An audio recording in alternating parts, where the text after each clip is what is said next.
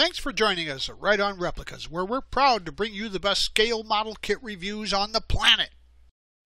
This review covers the 1947 Chevrolet Fleetmaster Aerosedan model from Galaxie Ltd. It's a 125 scale kit, and this is kit number 13012 and was released in 2015. Now, this is a new version of the Chevrolet 47 Chevrolet that they've been making with new parts. But it's a new release, so it's rated a skill level 3 for experienced modelers. And in the box you'll get about 165 parts, molded in white, chrome, clear red with vinyl tires. It's a 3-in-1 customizing kit, can be built stock, custom, or racing as versions. It has authentic looking black vinyl tires with some press-in wide white wall inserts. The trim parts are included to either build a 46, 47, or 48 model year. The decals are from Fleetmaster, and they include Country Club Woodside trim.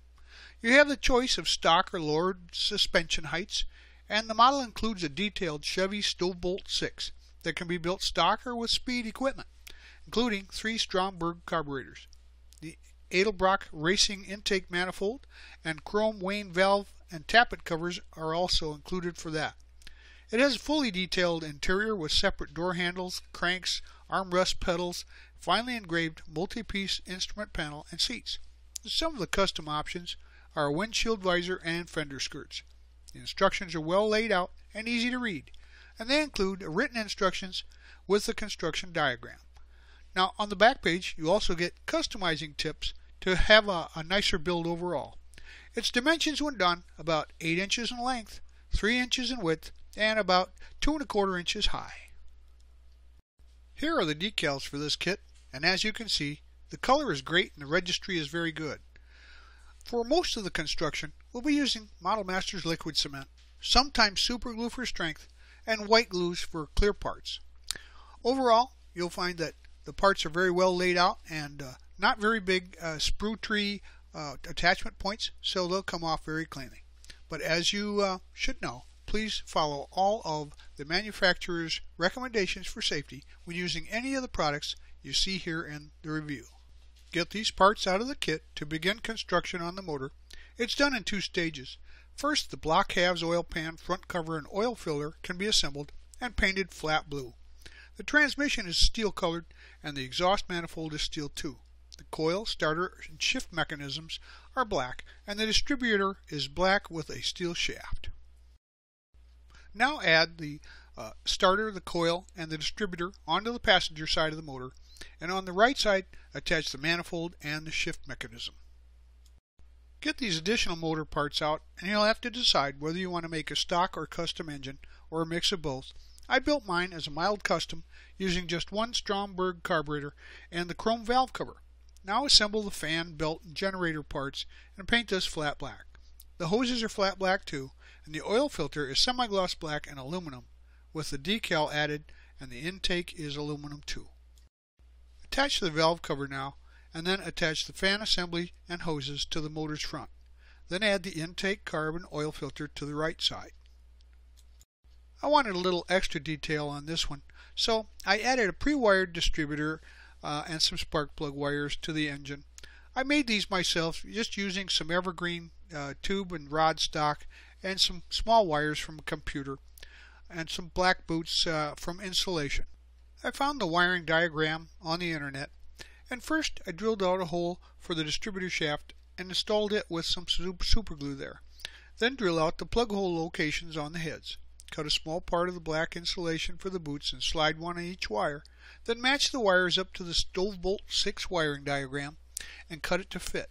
Then slide each wire into place with the boot and to the hole to make it look correct, and super glue all the wires into place.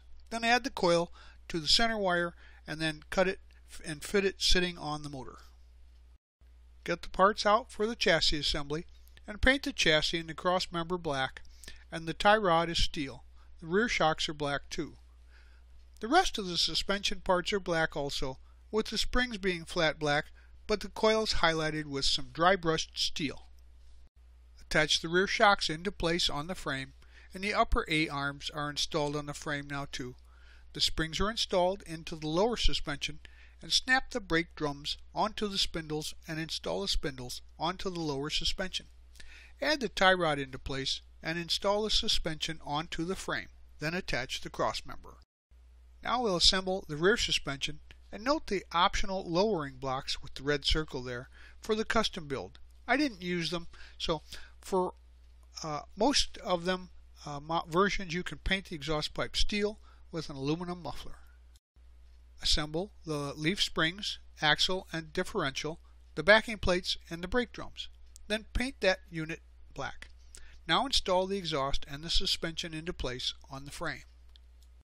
Now we're going to gather some of the other parts and consolidate this, but first paint the drive shaft and the radiator flat black and set those aside to dry. Install the motor with the drive shaft into place and add the radiator. The sway bar is steel colored and added to the suspension now too. Gather these parts to assemble the wheels and tires, and the rims are painted the matching color of the body, or they can be a contrasting color, but I used the body color for my build. To give the tires a used look, I pressed and rolled the tread onto a sheet of fine sandpaper, about 220 grit. Now install the white wall into the tire and add the rim to the tire and attach the trim ring and the hubcap. Install the tires onto the brake drums, and the tires are non-directional, so location isn't important. The rolling chassis is completed at this point and can be set aside until later. Get these parts out to start the interior. So now install the brake, the clutch, and the gas pedals and paint the floor flat black. The seat and the back shelf are interior color. I used tan for mine. And assemble the seat and paint it tan too. Add the grab handles to the door panels, and the door panels are tan with flat black kick panels and top rails. Now assemble the door handles and window cranks onto the door panels. Install the seat and the door panels to the floor, and now you can see the interior is coming together nicely, and with contrasting colors it looks like the real thing. Grab these parts from the kit to assemble the dash. First, the dash is painted in a number of different ways in real cars, so I referenced all the wood interior color and contrasting color and body color dashes, and I chose the interior color. So decal the dash and the instrument panel after you're finished with paint with the proper decals, and those are called out in the instructions. Now install the instrument panel and the lenses onto the dashboard. With the nice looking decals, this is really a detailed interior. Install the tire well now and paint the assembly on the bottom side flat black. The gas tank is steel colored with some black straps. Now install the tank, and then the floor is attached to the frame. The steering column and the wheel ring are black. Now add the glass to the wheel center and the wheel to the column. Then install the blinker shaft to the column and attach the interior tub to the floor and install the steering column into place.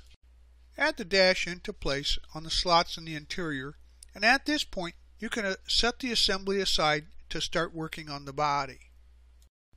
The body can be partially assembled prior to the paintwork, so attach the firewall in place on the body, add the hood hinges to the hood, and the fender skirts are optional, and I decided to use them too, so I attached them here now. And note that there are some minor mold lines that are barely visible, but you need to sand those down with some fine sandpaper before painting. So be careful on the rear fender mold lines as they follow one of the fender moldings. Now wet sand the body with an 800 grit or better sandpaper and rinse it clean and air dry it. Then verify that you've gotten rid of all the blemishes and repaired those, and then prepare the car for primer and use a thin coat of quality primer to paint the inside and outside of your car. With the body prepared after primer, I used a Gravity Colors brand paint called Valiant Green. It's color number GC-118, and it's a two-stage paint. You paint your base color and then a clear coat. So first paint the entire colors exterior with the body color, and the interior roof also your interior color, and then the inner front wheel wells are flat black. After the paint has cured, it's time to add your decals. Now there are some large decals on this model, and I strongly recommend the use of some aftermarket setting solutions to make sure that they conform to the body's contours and stick well. But use plenty of warm water to locate the decals into position, and use the larger ones first and then go all the way around to finish up with all of the decals into place. After your decals have set overnight, you can clear coat the model, or as in my case, I waited till after I applied the foil trim to the model and then clear coated it. I like to seal in both the decals and the foil in place. And the foil is just like tape you apply to the trim. You press it down and then use a sharp hobby knife to remove the excess, and it looks like a real trim on a real vehicle. The window glass in this kit was pretty nice, but I think you can always enhance window glass by dipping it into some of the future floor polish and then wicking off the excess and letting that dry.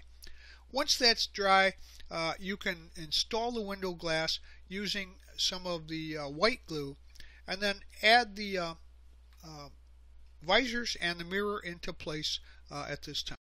At this point, the instructions have you add the body parts to the model, but I'm going to forego that and not attach those extra pieces so that they don't get damaged when handling the model for finishing it up. Now slide the body onto the chassis and line up the chassis so that it fits snugly, and you won't need any glue here. It's a pretty tight fit. Make sure that it fits flush all the way around the bottom. Now, without using some glue, we can attach the front clip to the chassis. It'll have final adjustments and then be glued into position later on. If you opted for the woody look, paint the side panel trims with some wood tones. And the battery is black with white caps and steel posts. Now install the battery into place in the engine bay. Attach the door handles to either the wood sides or the body if you didn't use the wood sides. Then attach the gas cap.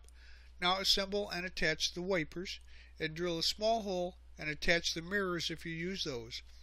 Then add the rear rock guards to the fender if you choose to use those as well. I wanted to personalize my model, so I printed out my logo and sized it to fit the license plate area on a color inkjet printer on some plain white paper. Then I covered it up with a piece of clear gloss tape and cut it out and glued that into place at the back of the vehicle. So gather these parts on the rear and choose which ones you want to use for your version. Attach the exhaust tip and then add the trunk handle, and assemble the rear lights and attach them to the fenders. Then add the license tag into place and use whichever you want. I use my custom one, and then add the bumper into place too. The front end has the 3 model year options I mentioned, and you can create any one of them. You choose the parts that you wish to use. You can see in the 2 photos here that there's 46 and 48 parts similar, and then there's 47 parts. So the remaining parts then you can set aside and put them in your parts box. I chose to make the 1947 model year version. Paint the marker lights a turn signal yellow, and on the hood attach the side scripts, the top ornament and the front ornament. Then assemble the headlights and lenses and install those. Now add the grille and drill a hole in the fender for the antenna and install that.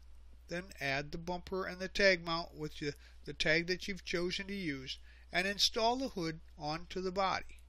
Since the front clip is separate, if your hood and the body parts don't line up, now you can adjust the front clip to align all the body lines and the hood into place, and all of the parts can be installed. So use just a dab of super glue on the underside to hold everything in place when you get it positioned properly. Now the engine bay will be complete, and with the hinges in place on the hood there, you can display the car with the hood opened or closed because it just lifts up and it pretty much stays into position without a hood brace. So I would choose this option to show off that greatly detailed Stowbolt 6 engine.